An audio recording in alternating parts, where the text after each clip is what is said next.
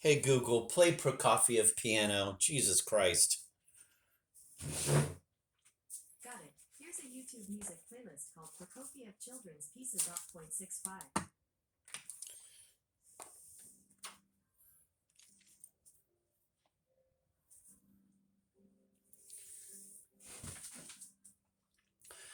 Mere springs and coils produced the inward movements of our clockwork man.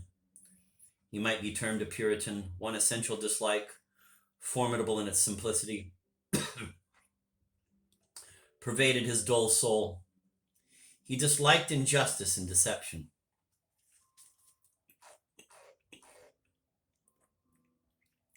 He disliked their union. They were always together, with a wooden passion that neither had nor needed words to express itself. Such a dislike should have deserved praise had it not been a byproduct of the man's hopeless stupidity. He called unjust and deceitful everything that surpassed his understanding.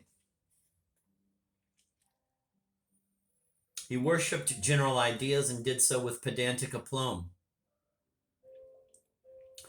The generality was godly, the specific diabolical. If one person was poor and the other wealthy, it did not matter what precisely had ruined one or made the other rich. The difference itself was unfair. And the poor man who did not denounce it was as wicked as the rich one who ignored it. People who knew too much, scientists, writers, mathematicians, crystallographers, and so forth, were no better than kings or priests. They all held an unfair share of power, of which others were cheated. A plain, decent fellow should constantly be on the watch for some piece of clever knavery on the part of nature and neighbor.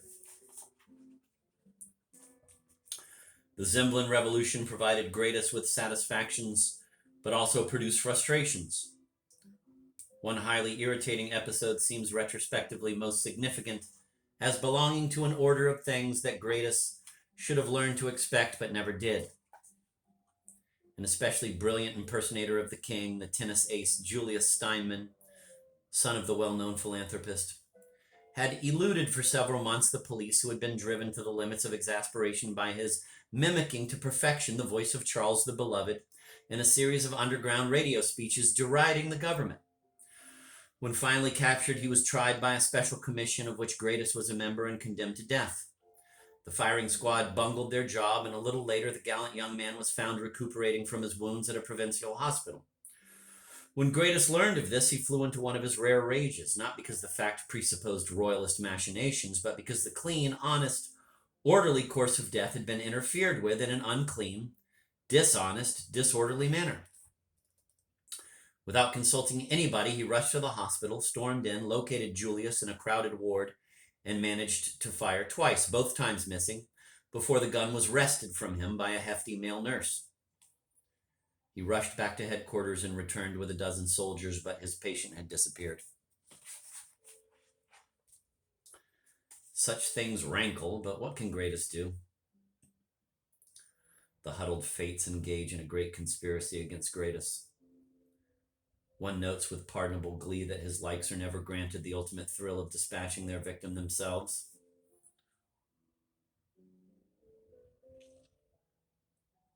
Oh, surely Gratus is active, capable, helpful, often indispensable. At the foot of the scaffold on a raw and gray morning, it is Gratus who sweeps the night's powder snow off the narrow steps.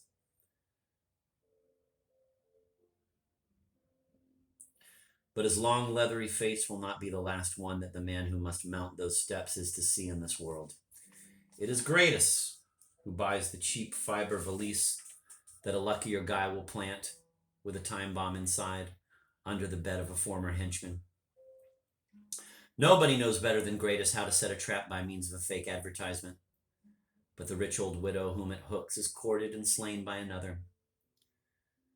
When the fallen tyrant is tied, naked and howling, to a plank in the public square and killed piecemeal by the people who cut slices out and eat them and distribute his living body among themselves, as I read when young in a story about an Italian despot, which made of me a vegetarian for life. Gradus does not take part in the infernal sacrament. He points out the right instrument and directs the carving. All this is as it should be. The world needs Gradus, but Gradus should not kill kings. Vino Gradus should never provoke God.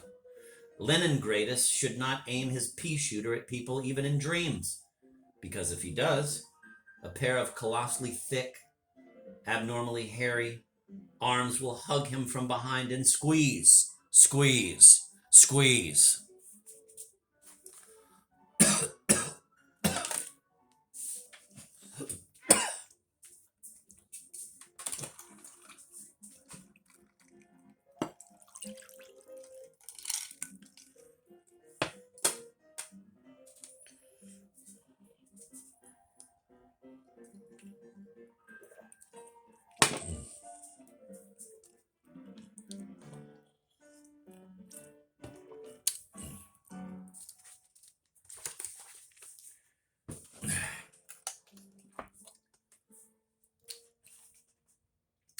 Line 172, books and people.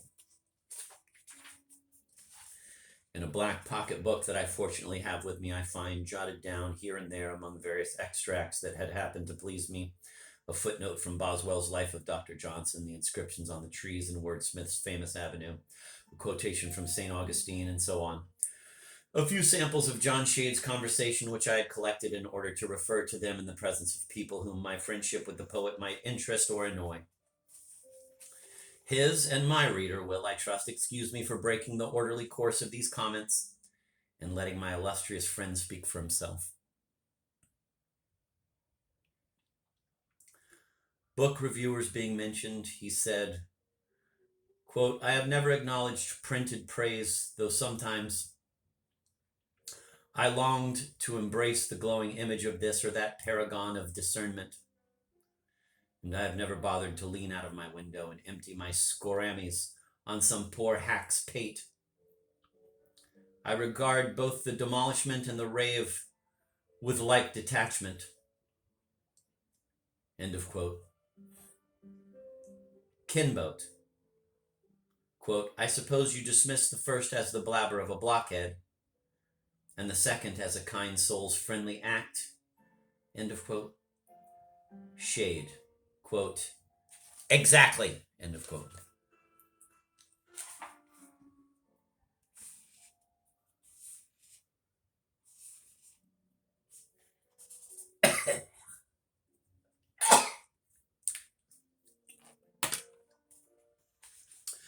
Speaking of the head of the bloated Russian department, Professor Pinin, a regular martinet in regard to his underlings, happily Professor Botkin, who taught in another department, was not subordinated to the grotesque, quote, perfectionist, end of quote.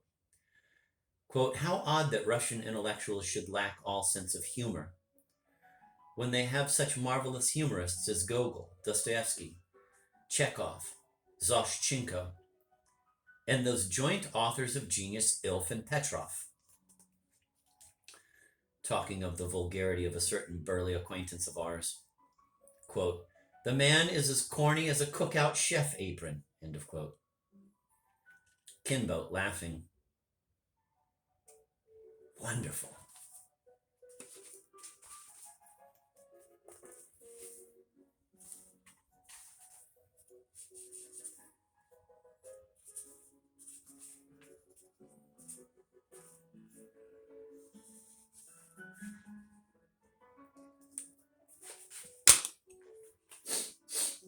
The subject of teaching Shakespeare at college level having been introduced, quote, first of all, dismiss ideas and social background and train the freshman to shiver, to get drunk on the poetry of Hamlet or Lear, to read with his spine and not with his skull, end of quote. Kinbote, quote, you appreciate particularly the purple passages, end of quote. Shade, quote, yes, my dear Charles, I roll upon them as a grateful mongrel on a spot of turf fouled by a Great Dane, end of quote. The respective impacts and penetrations of Marxism and Freudism being talked of, I said, quote, "The worst of two false doctrines is always that which is harder to eradicate," end of quote. Shade, quote, "No, Charlie, there are simpler criteria. Marxism needs a dictator, and a dictator needs a secret police, and that is the end of the world. But the Freudian, no matter how stupid, can still cast his vote at the poll, even if he is pleased to call it," smiling, "political pollination," end of quote. Of students' papers, quote, "I am generally very benevolent," said Shade, "but there are certain trifles I do not forgive." Kinbote, for instance, not having read the required book, having read it like an idiot, looking in it for symbols. Example, the author uses the striking image green leaves because green is the symbol of happiness and frustration. I am also in the habit of lowering a student's mark catastrophically if he uses simple and sincere in a commendatory sense. Examples, Shelley's style is always very simple and good, or Yeats is always sincere. This is widespread, and when I hear a critic speaking of an author's sincerity, I know that either the critic or the author is a fool. Kinbote, but I am told this manner of thinking is taught in high school. That's where the broom should begin to sweep. The child should have 30 specialists to teach him 30 subjects, and not one harassed schoolmarm to show him a picture of a rice field and tell him this is China because she knows nothing about China or anything else and cannot tell the difference between longitude and latitude. Kinbote, yes, I agree. Line 181, today. Namely, July 5th, 1959, 6th Sunday after Trinity. Shade began writing Canto 2, quote, early in the morning, end of quote, thus noted at the top of card 14. He continued, down to line 208, on and off throughout the day. Most of the evening and a part of the night were devoted to what his favorite 18th century writers have termed, quote, the bustle and vanity of the world, end of quote. After the last guest had gone on a bicycle and the ashtrays had been emptied, all the windows were dark for a couple of hours. But then at about 3 a.m., I saw from my upstairs bathroom that the poet had gone back to his desk in the lilac light of his den, and this nocturnal session brought the canto to line 230, card 18. On another trip to the bathroom an hour and a half later at sunrise, I found the light transferred to the bedroom and smiled indulgently, for, according to my deductions, only 2 nights had passed since the 3,999th time. But no matter. A few minutes later, all was solid darkness again, and I went back to bed.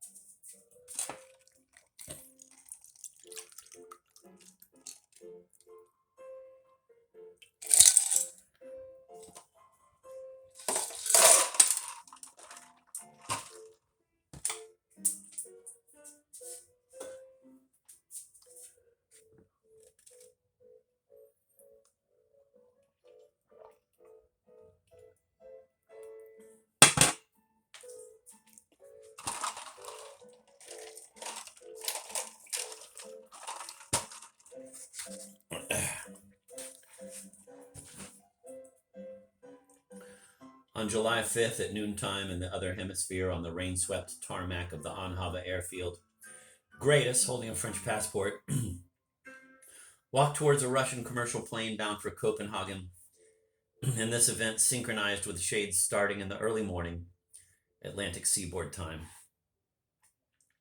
to compose, or to set down after composing in bed, the opening lines of Canto 2.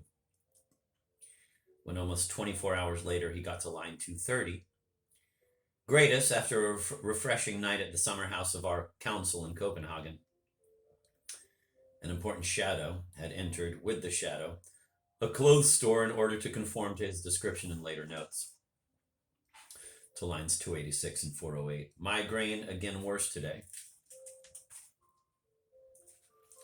As to my own activities, they were, I am afraid, most unsatisfactory from all points of view, emotional, creative, and social. That jinxie streak had started on the eve when I had been kind enough to offer a young friend, a candidate for my third ping pong table, who after a sensational series of traffic violations had been deprived of his driving license, to take him in my powerful Cramler all the way to his parents' estate, a little matter of 200 miles. In the course of an all-night party among crowds of strangers, young people, old people, cloyingly perfumed girls, in an atmosphere of fireworks, barbecue smoke, horseplay, jazz music, and auroral swimming, I lost all contact with the silly boy, was made to dance, was made to sing, got involved in the most boring bibble-babble imaginable with various relatives of the child, and finally, in some inconceivable manner, found myself transported to a different party on a different estate where, after some indescribable parlor games in which my beard was nearly snipped off, I had a fruit and rice breakfast and was taken by my anonymous host, a drunken old fool in tuxedo and riding breeches, on a stumbling round of his stables. Upon locating my car off the road in a pine grove, I tossed out of the driver's seat a pair of soggy swimming trunks and a girl's silver slipper.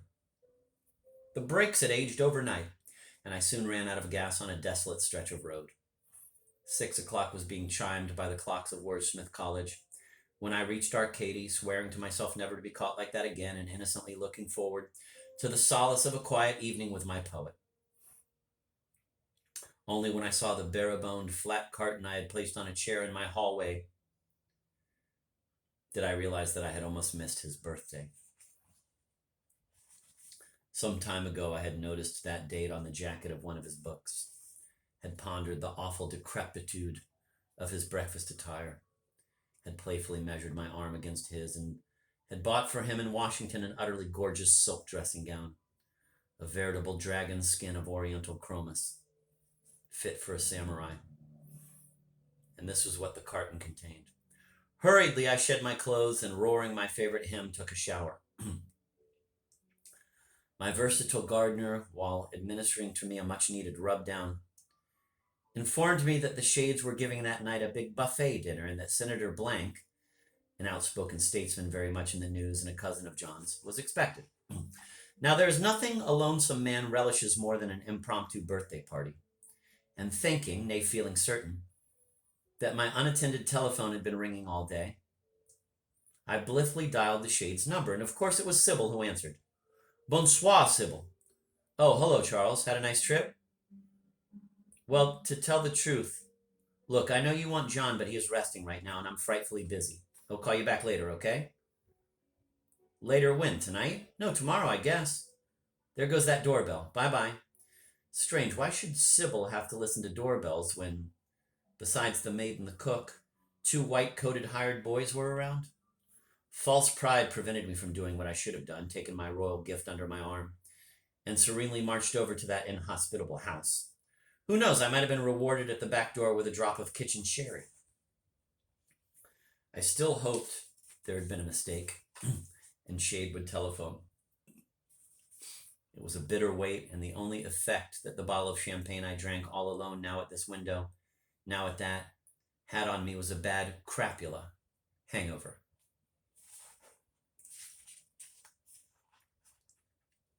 From behind a drapery, from behind a box tree, through the golden veil of evening and through the black lacery of night, I kept watching that lawn, that drive, that fanlight, those jewel-bright windows. The sun had not yet set when at 7:15 I heard the first guest's car. Oh, I saw them all. I saw ancient Dr. Sutton, a snowy-headed, perfectly oval little gentleman arrive in a tottering Ford with his tall daughter, Mrs. Starr, a war widow. I saw a couple later identified for me as Mr. Colt, a local lawyer, and his wife, whose blundering Cadillac half entered my driveway before retreating in a flurry of luminous nictitation. I saw a world-famous old writer bent under the incubus of literary honors, in his own prolific mediocrity, arrive in a taxi out of the dim times of yore when Shade and he had been joint editors of a little review. I saw Frank, the Shade's handyman, depart in the station wagon. I saw a retired professor of ornithology walk up from the highway where he had illegally parked his car. I saw, ensconced in their tiny pullets, manned by her boy, handsome, tousle-haired girlfriend, the patroness of the arts who had sponsored Aunt Maud's last exhibition. I saw Frank return with the new Y antiquarian, purblind Mr. Kaplan, and his wife, a dilapidated eagle. I saw a Korean graduate student in dinner jacket come on a bicycle and the college president in baggy suit come on foot. I saw, in the performance of their ceremonial duties, in light and shadow, and from window to window, where like Martians the martinis and highballs cruised, the two white-coated youths from the hotel school, and realized that I knew well, quite well, the slighter of the two. And finally, at 8:30, when I imagine the lady of the house had begun to crack her finger joints, as was her impatient wont, a long black limousine, officially glossy and rather funereal, glided into the aura of the drive, and while the fat Negro chauffeur hastened to open the car door, I saw, with pity, my poet emerge from his house, a white flower in his buttonhole and a grin of welcome on his liquor-flushed face.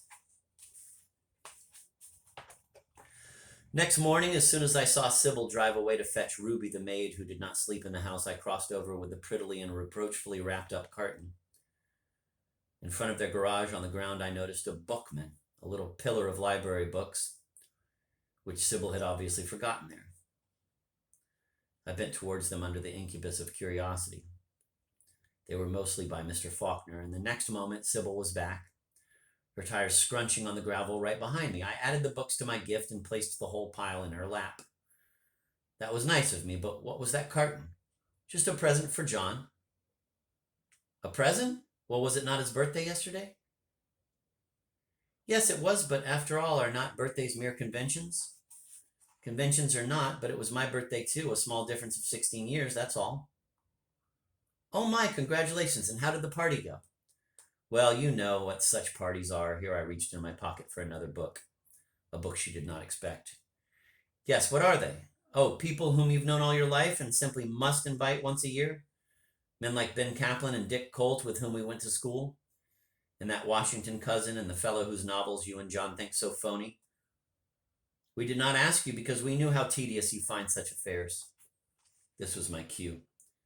Speaking of novels, I said, you remember, we decided once, you, your husband, and I, that Proust's rough masterpiece was a huge, ghoulish fairy tale, an asparagus dream, totally unconnected with any possible people in any historical France, a sexual travestissement and a colossal farce, the vocabulary of genius and its poetry, but no more, impossibly rude hostesses, please let me speak, and even ruder guests, mechanical Dostoevskian rows and Tolstoyan nuances of snobbishness repeated and expanded to an insufferable length. Adorable seascapes, melting avenues, no, do not interrupt me, light and shade effects rivaling those of the greatest English poets. A flora of metaphors described by Cocteau, I think, as a mirage of suspended gardens, and I have not yet finished. An absurd rubber and wire romance between a blonde young blackguard, the fictitious Marcel, and an improbable June Phil who has a pasted-on bosom, Vronsky's and Leovin's thick neck, and a Cupid's buttocks for cheeks. But, and now let me finish sweetly. We were wrong, Sybil. We were wrong in denying our little beau Tenebreau the capacity of evoking human interest. It is there. It is there. Maybe a rather 18th century-ish or even 17th century-ish brand, but it is there. Please dip or redip, Spider, into this book, offering it. You will find a pretty marker in it, bought in France. I want John to keep it. Au revoir, Sybil. I must go now. I think my telephone is ringing.